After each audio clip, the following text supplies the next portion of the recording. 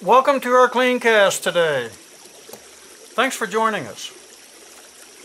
I want to talk to you today about, or I want to entitle this session today, What About the Banker? Now there's an off-of-the-wall thing. We've been talking about supervision, we've been talking about sales, we've been talking about quality, whatever. All of a sudden here he comes, Dick comes in and says, what about the banker?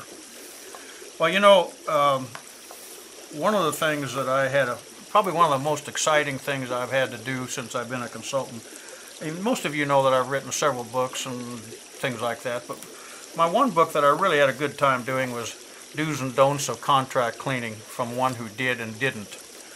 And I've in that book I told a lot about the mistakes I made and some of the crazy things that I did that I shouldn't have done probably, that I learned the hard way, and hopefully those that read maybe can avoid those mistakes that I made. But one of the chapters in there I devoted to the banker, because I had trouble when I started out getting financing.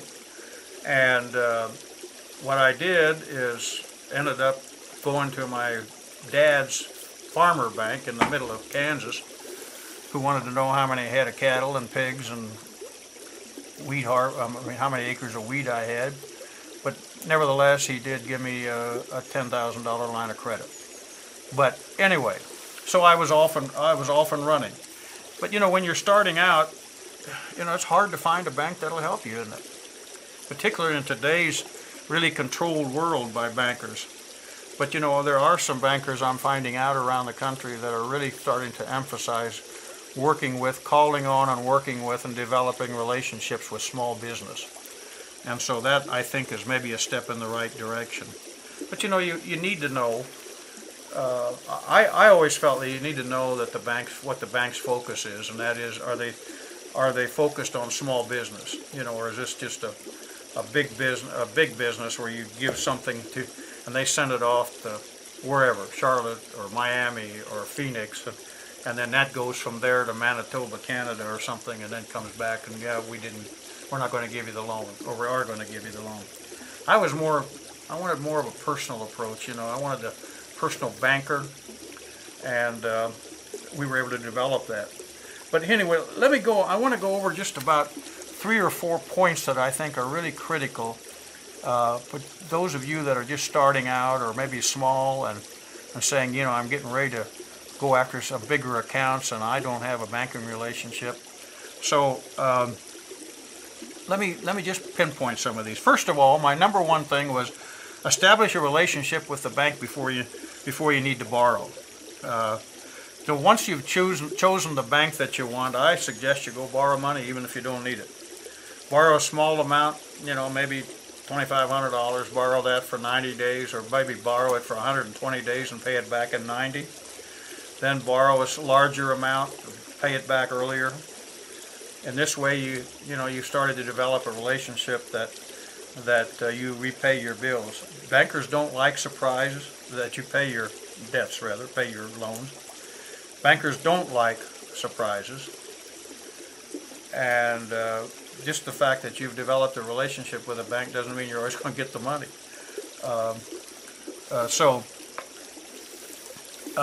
Anyway, that was the first thing I suggested. And as soon as I had my line of credit, so to speak, I immediately found a bank that I could develop a relationship with in my own town that I was in. They didn't want my business to start with, but I knew that I had to have them. I had to develop with them. So I had my line of credit, and then once I got bigger than the cattle or pigs that I could have, I started going. I had a different bank that I went to, and so they don't like surprises. So you have to be sure that you stay in touch with them. I think one thing you have to always keep in mind: they make money by loaning money to you. So that's their business. In other words, you're just renting their money. That's what they want to do. And so you want to borrow their money or rent their money and pay it back, but just be prepared to dot all the I's and cross all the T's, because today's environment's causing that. The next thing that I suggest you do is meet with your banker regularly.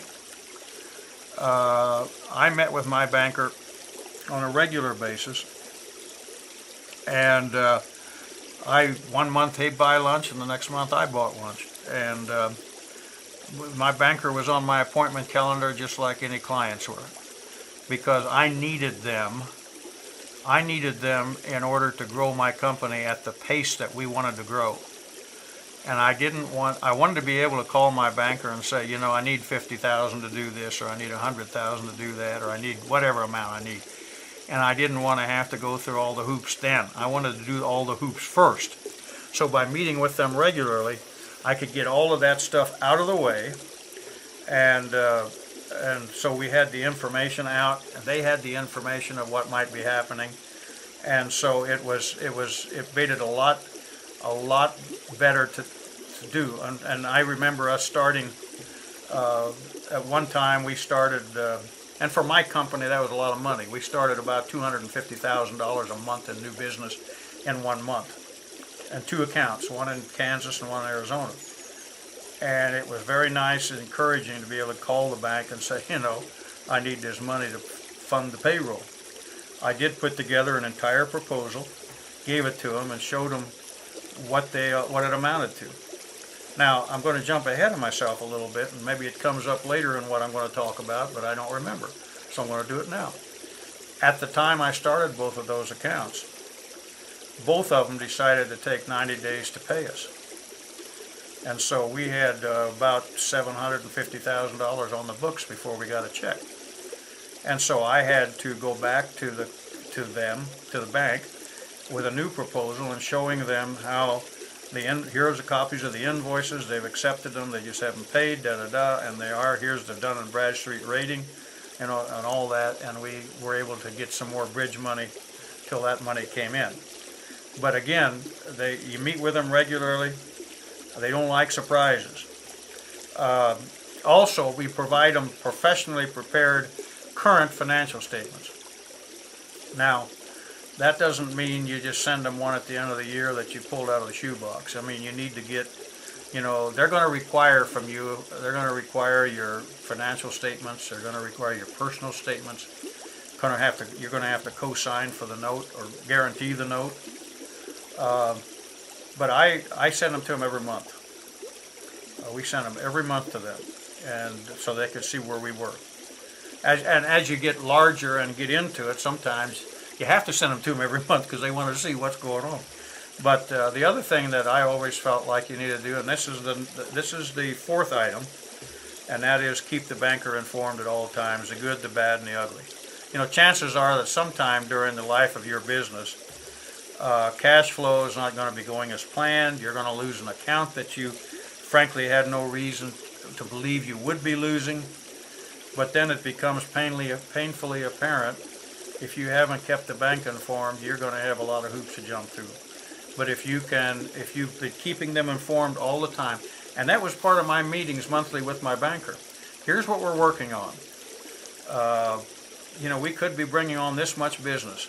Realistically, I've got these 6 proposals out, but I think we could probably close 2 of them. The other 4, I don't think so. But we had to do it, or some point we will. And I wouldn't always tell them who, although I didn't mind telling them who. Here's an account or 2 that we might be in jeopardy, and we're working on trying to resolve it, but, we may lose it. And they, sometimes didn't like to hear the information, but they respected us a great deal for giving them the information. You're going to have to be ready to answer questions from them. What went wrong? Why are you in jeopardy of losing that? And particularly on the negative side. Why are you not able to collect your receivables on time? Here's the thing. You want to present facts to your bank, not thinks. I think they don't care what you think. They want to know what are the facts. And we did that so solidly with our bank. I can remember my banker telling me on more than one occasion, Dick, I don't worry much about you repaying your loans to me because I know you're worrying enough for both of us. You know what? He was right. I hated owing money, but I also knew in our case it was necessary for us to grow. So we owed the bank. But we had a situation with them where we had a good relationship with them. So again, Number one, establish a relationship before you need it. Number two, meet with the banker regularly. 3, provide current, up-to-date financial statements, and keep the banker informed. If you can do those things, you'll have an excellent banking relationship. Not to say you're always going to get the money, but you'll have a better opportunity at it. We had an excellent relationship with our bank, and like I said, and well, I haven't said it in this Keencast, but I said it a time or two in seminars I've done. There were times our bank loaned me money that I wouldn't have loaned me money. But they had faith that we would get it paid back, and we did. But it was all because we had that relationship. So those of you that are new or growing, take this to heart, because your banking relationship can sometimes stymie your growth. And on the other side of the coin, it can make you grow to all kinds of ways that you want to. Thanks for listening today and watching us. We appreciate it. See you next time.